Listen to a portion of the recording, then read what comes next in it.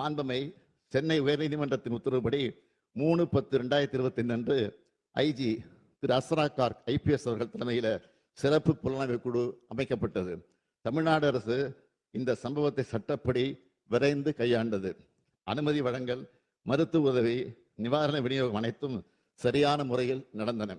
இது போன்ற துயரங்கள் எதிர்காலத்தில் நிகழாமல் தடுக்க வழிகாட்டு நெறிமுறைகள் உருவாக்கப்பட்டு வருகிறது.